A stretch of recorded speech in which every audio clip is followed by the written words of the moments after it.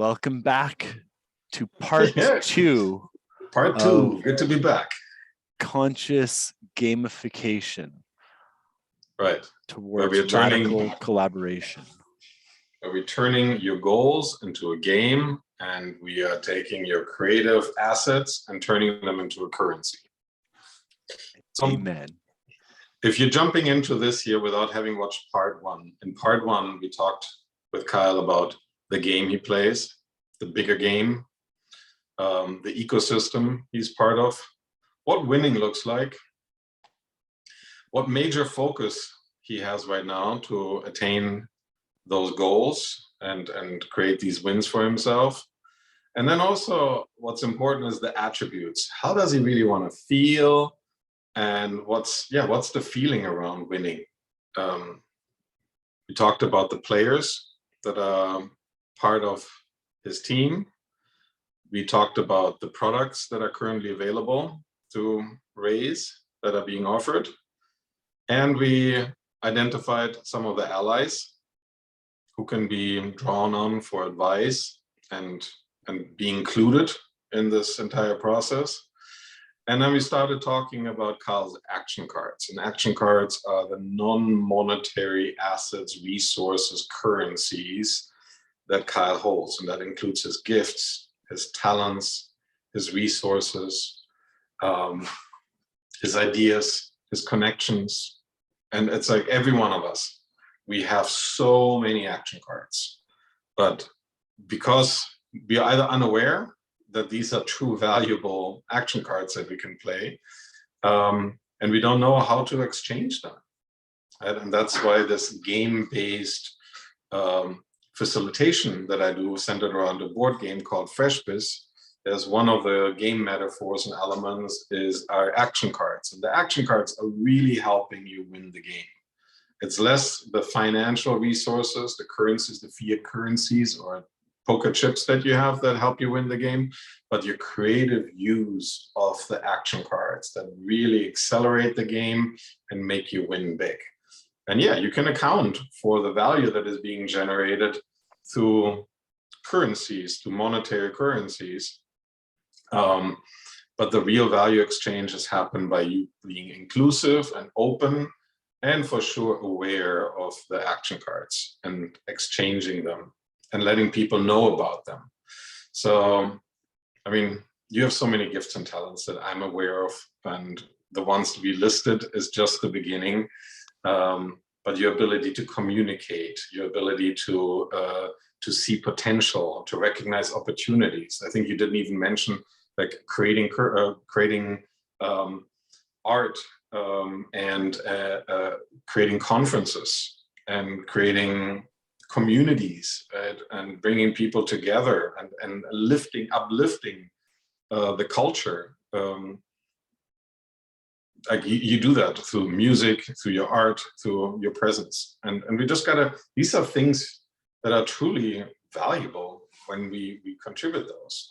So dropping into this part two of this game planning session, and I would recommend for you to watch part one and then come back to this one again. We're now going to talk about some of the action cards of your allies, right? And it's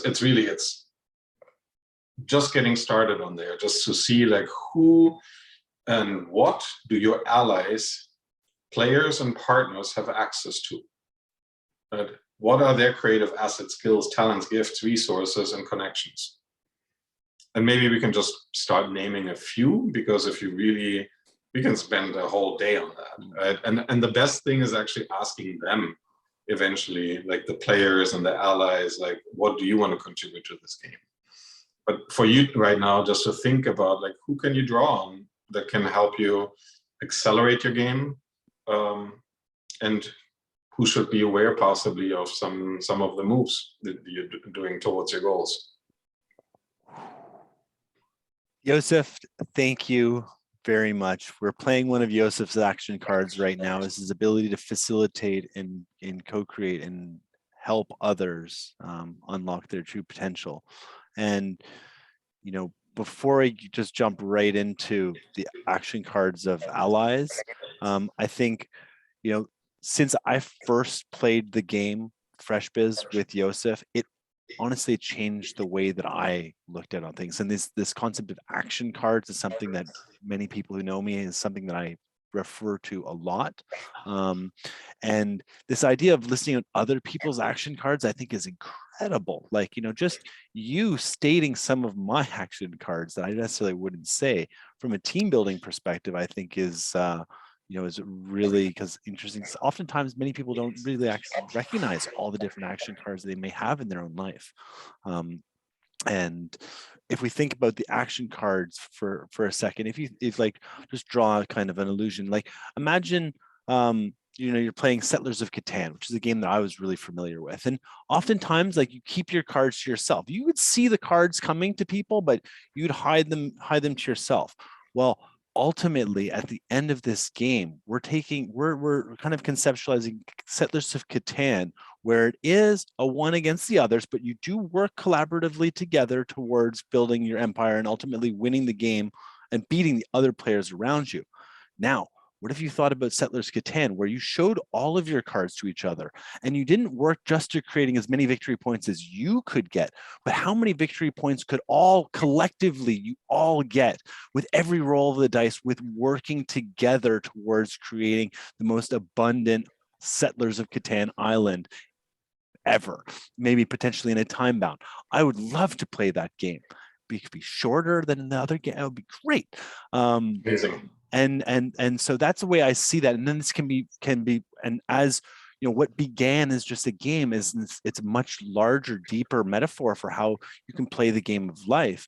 And as we're going through right here, and I feel like kind of getting a pretty advanced look at playing this game because we've been doing this for so long and we haven't had a chance to, well, now Yosef is exploring his latest innovations with this whole series towards helping other entrepreneurs, creators, social innovators, individuals, families, communities, grow through this concept of radical collaboration. So from a purpose point of view, I'm going to keep things on RAZE because I think that's where we're going. And as identified, that's one of the near-term wins is successfully fundraising for RAZE, and then the micro wins towards the longer goal of creating massive value for the world by making capital raising frictionless and stakeholder engagement seamless and engaging. So when I talk about who are some of the action cards of my allies, that this is a huge exercise in and of itself, but just giving a couple samples. So I would first look at Brian Anderson. So he's the CEO and my partner in RAZE. And some of his action cards is 20 years of business experience, of sales experience, of network marketing, of closing, of running an agency, of running teams, of delivering on projects, of managing multiple different stakeholder relationships, of being hyper communicative and effective in his communication. He's got this a rare ability to dot the T's or cross the T's and dot the I's, which is something that's really amazing. Beyond that, has a wealth of experience with regards to social good, to the field of nonprofits. He worked in the adoption nonprofit sector for 5 years with his wife. He's got an incredible wife. They're a team on this. He's got 3 children actually, and is building out that side of life.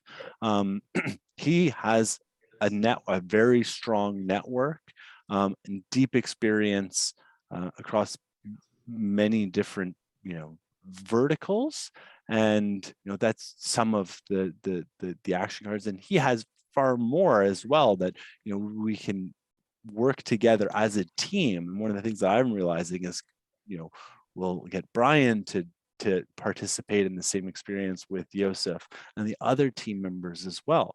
For example, GP. He's our he's our lead kind of designer, or like an advisor, founding circle designer. And first time I met him, he's, I'm not a designer. Well, he's actually one of the greatest like UX kind of designers I've ever met. And so he has like, those core skills of like, that's, what he's made a name, or I guess a reputation on, doing that kind of stuff. But in addition, he's just a really beautiful human too, and a real connector of others. He's in Charlotte, North Carolina. He's, deep in that community. He's been running in, in the wallet sphere and in the crypto sphere and in the innovation sphere and the fundraising sphere for a very long time, with a deep track record, a very strong network, and at the core, a very human person. To, we've got Joshua Earp, who's one of our other advisors and team members. He has so many action cards beyond belief. He knows absolutely everybody. And he's really open. Like, one of his greatest abilities is to create the connections and to be that, as Malcolm Gladwell would say, like a super connector, and instantly, and also has the ability to ingest an incredible amount of knowledge and feedback, and ideas, and he's an ideator as well. To also, like, he's a musician. He can play different. He's a musician. He's also a magician, and is talented like none other at sleight of hand. I mean, some of the tricks that he's shown me now, like, you got to be kidding me. This is too good. To Sam Borghese, who is a quant professor at UCLA and understands like the markets, and how do you generate returns in a bear market. How do you structure like from like an economics perspective different modalities for that, along with being an amazing person and a connector, and being from LA and having an extra room in his house where we can stay at, if need be. That action card was presented earlier on a call today. It was simply, hey, you're coming to LA, I've got an extra room you can stay at. Like, small little action cards going, like, that's a currency that can be played. And beyond that, there's, I want to recognize all the incredible people, who are part of the team and outside of it as well. But then, that's our team. But then we get into this greater sphere of allies, like, Brock Pierce, for example, and the Puerto Rico action cards, that are there, and all the activities that he's working there. If we need a place to connect, it's open access to capital networks, and to conscious networks, and to innovative solutions, to people like, I don't know, who else did I mention, like a Tim Draper, for example, in addition to being one of the earliest investors in Bitcoin, one of the most prolific VCs of all time. He's also has an innovation hub in San Mateo, where it's called Hero City, and where they're cooking up the next waves of innovators in like an accelerator incubator program. So Draper University, where he's going to the teachings. He's a book writer, and obviously he's an incredible connector too. So that would be a thin slice on it. To my wife Brittany, I haven't even mentioned her. She's the light of my life and the greatest support for me, being there, and the different action cards that she's played. I mean, her action cards of bringing life into this. And while it can seem like a very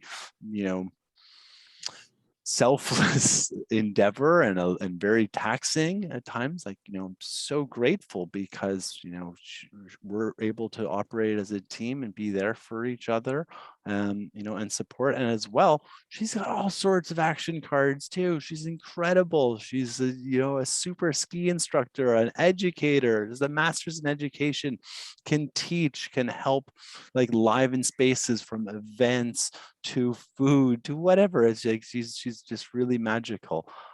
So there's all these wonderful people around me and around the project and around life that, you know, have different action cards. And by understanding the action cards and people being open about their action cards and presenting an invitation to say, I have these action cards. You can't play my action card for me. I can't just show up to Sam's place in LA and say, I'm staying here. Like, no, there needs to be like, you know, hey, you have this request, I need help, or I'm coming, like, you know, would it be available? You know, that's the way he ultimately needs to be the one to play those. Just like everybody, your action cards are your action cards. You determine whether or not you play them. Your other parties don't. You remember, you are still the king of your game, of your kingdom. Exactly. And it's your account. You're accountable to turning them upside down and making them more aware, because some people, again, they don't even know how to ask for the action cards that you possess. And it's a great exercise to bring awareness to it, and also develop some self-understanding and self-worth by just recognizing, like, oh my God, I have all these skills and gifts and talents, and to me, it comes easy. And for somebody else, it may be exactly what they need at that point. So, and as a skilled player too, you're not going to, like, it doesn't make sense. You can't display all of your action cards all at once to somebody. It's like, you know, there is a trust towards, like, you know, showcasing and turning the cards, and, like, you know, when there's, you know, when you really recognize, okay, we're playing this game, you know, for all of our collective winning, because it can also be a lot of information. And, you know, and if the connection's not there, you know, it could seem, you know, ego driven, or like, I don't know, many different things. No, you got to wait for the right turn, and trust needs to be established first before you wouldn't play your highest value action card on somebody who's just saying, hey, I want this action card. Like, yeah, well, wait a minute. And it's key. What key is too is, like, what's the goal? What's the unique value contribution or regeneration in this move, and which action cards are really relevant? So there's the exercise of, like thinking about what action cards do you have that are relevant to achieve your goal, to win. But then you can break it down into what action cards are necessary for the next step. And just bringing awareness to them. And then somebody is contributing their advice or their perspectives. That's an action card. Recognize them for that. Like, recognize them for this specific behavior and the impact that it has, because that makes people feel seen, heard, and valued. And that's all we want. Absolutely. So that gets the best out of us. And that's also, and when we talk about the game, right, it's like, all we want, like, we want to have fun playing the game. That's what Simon Sinek talks about, the infinite game player. We want to get better at playing the game. So, and we want to increase our sense of fulfillment while we are along the path, because our brain can easily mess with us and saying, like, and point out what's broken, what's missing, what are all the things that are lacking. Instead of, we can focus and celebrate every small step and these little wins that happen throughout the day. And if we do that, we're compounding our goodness. Right? We're compounding our blessings. And we talk about finance model, like, we make deposits every day by bringing awareness to the little wins and the little values that are being added to us. And then we're standing on a foundation of value, like shared value. Yeah. And just, like, you know, just to close on the additional action cards too, like, you know, within our team as well, that I failed to mention, like, you know, Lucas, who is behind the core technology. And in addition to that, like, you know, he's you know, in the invitation to, hey, if you're ever in Switzerland, let's go skiing, or let's go flying, and let's you know, do these other wonderful things in life, as well as the ability to, like, solve problems in a sensible manner and prioritize things. And then, you know, we also have blockchain Wayne, like Wayne Marcel, who's one of our other amazing advisors, who helped, like, you know, was a real catalyst in all this. We hosted a conference together called the Miami Crypto Experience, and he was one of, like, you know, he really is an amazing, like, you know, activator in operations and gets things done, as well as just having a big, beautiful, blossoming heart. And he's open and a family man. and is always willing to connect and to see the value, because at the end of the day, he wants to create, and see, like, one of the core driving purposes is, we really believe in the power of technology to do good and to create good and to facilitate good. So, this is some of the different action cards around, within the team, and some of the greater allies, around us as well. Feels so good just talking about it and recognizing how supported we truly are and how interconnected we are. And again, you mentioned that before, the element of openness and inclusion, like playing a transparent game that allows others to contribute to us. It's coming from us again to extend that invitation to contribute. It's people's choice if they want to contribute an action card or not. Absolutely. A great and if they example do, was the other day, Charlie Shrem, he was saying, he invited me to come aboard a trolley adventure with some producers from LA through Sarasota. And, I was like, well, I have a sound box. Like, should I bring my big speakers? Absolutely. So that action card played, and it's like, I'll bring my microphone too. And then, some of my other action cards is, okay, like, I know how to light up a dance party too. And so does Brittany. So we ended up turning, like, this little, weren't quite sure what we were getting involved in, to, by the end of the night, like, my cheeks were hurting from smiling so hard.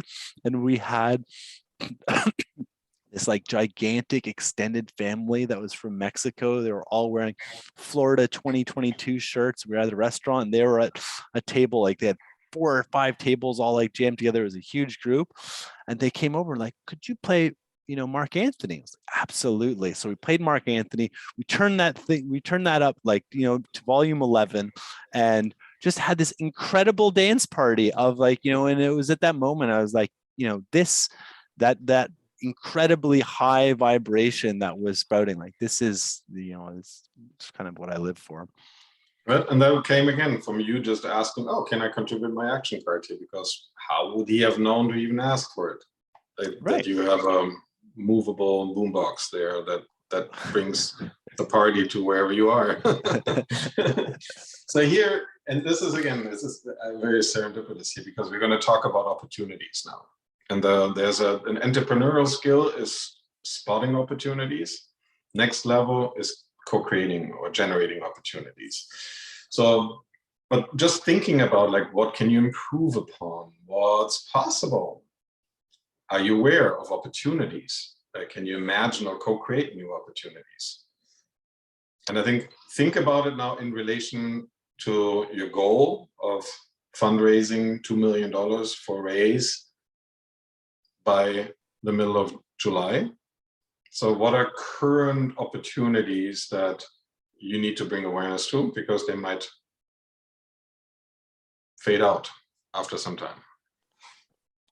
Right. So, we're in this window right now where there's a lot of momentum. So recognizing, like, there's this window of opportunity, and it's this, like, I'll come back to there's an invitation, to connect others and to explore.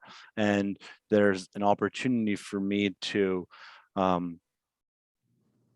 query into my own community and to, like, identify different partners or parties or individuals or players that could also, like, would seek to be involved, seek to be a part of it, seek to participate within it, and seek to have a shared sense of ownership of the project as well. And that is what, like, if you're seeing this and I haven't reached out directly, please reach out, because you're invited. I invite. The invitation to connect is on the table, because that's, there's this opportunity to not be a rigid little startup in, like, the old mentality, and to become an exponential organization. As one of my friends and allies, Salim Ishmael, like, who started Singularity University and is the author of Exponential Organizations, like, how can we do, in 6 months what used to take 6 years?